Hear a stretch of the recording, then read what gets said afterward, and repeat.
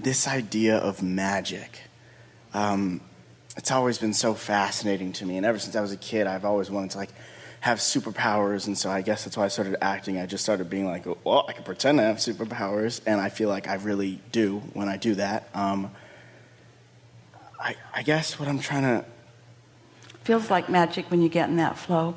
When you get in a flow where you're tuned in, tapped in, turned on, and you get an impulse to do something and say something, you begin to notice that your timing's just right, and those who are dovetailing with you is just right, and the thoughts that come to your mind are just right and just at the right time. And it feels like magic because most people don't do it, and so when you do it, it does feel like magic. It isn't magic, but the distinction between being indeliberate and being deliberate does feel like magic. When we say to you that here you are in your body perceiving and therefore vibrating, and here's your inner being, bodiless but focused just the same, perceiving and vibrating, and that the difference between the human perception and the non-physical perception, in this absence of resistance, the leverage of that energy is unspeakable. We can't even find words to make the comparison between what you're like when you're not tuned in and what you're like when you are. And that's what the magic that you're reaching for is. Everything's perceptual, but most humans are more interested in what they're doing and how it's affecting the perception of others. You want to get over that. You want to pay attention to what you're doing and how it affects your perception in relationship to your inner being. And when you begin feeling the invincibility that is you, the never-endedness that is you, the infinity that your cell phone understands because it's the password, then other people will call you magic, and you know what you'll say? I'm not magic. I'm just tuned in, tapped in, turned on. I'm just doing what I came to do and found it early in my life. People say to Esther, thank you for being so courageous. And she says, I don't feel courageous. This doesn't take any courage to tune in and have a good time. There's nothing courageous going on here. Thank you for your superpowers. All I'm doing really is just standing here happy, and this stuff's just flowing through. In other words, there's nothing that anybody can't do here. You just have to feel around until you find it. And when you do, notice it. And then when you find it, notice it. And then when you find it, notice it until you can do it at will anytime you want. I found my question.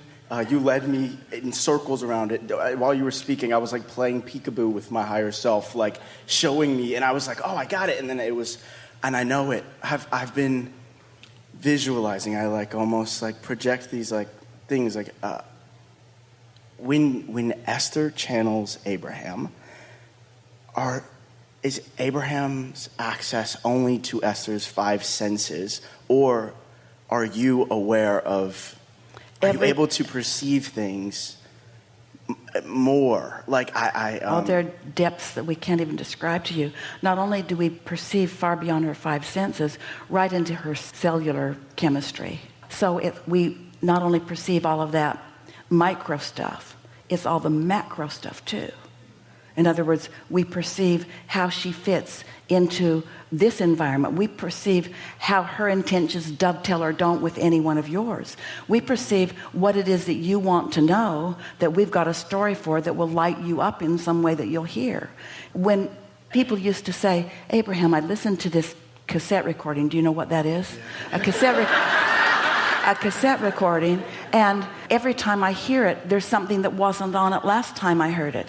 And we say, that's because we're speaking to you at all levels of your being, where you are now and your ability to receive, but we're speaking to you from your inner being's perspective. So we know that this opening is coming for you. So is that like mind reading? Like if I like imagine something right now, like do you like know what it is, or is it like, I mean, how do you perceive? I don't know. It's not mind reading. It's not even something that you or Esther or Abraham is doing. It's the natural response from a universe that's based upon law of attraction. And so when there's something active in you that's active in Esther, those coalesce.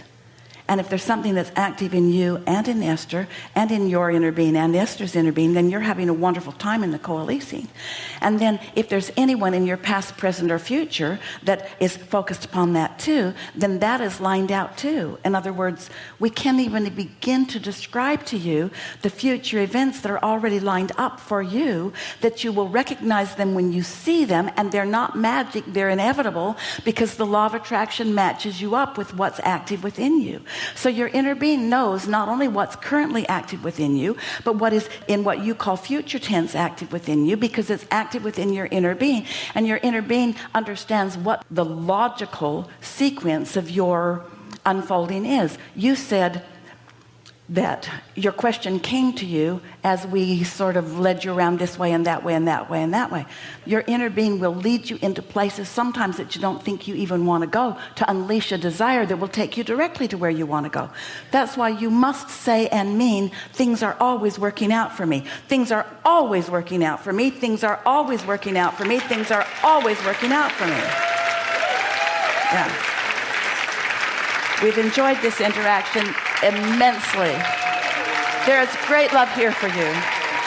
And for now, we are complete. So good. Really good.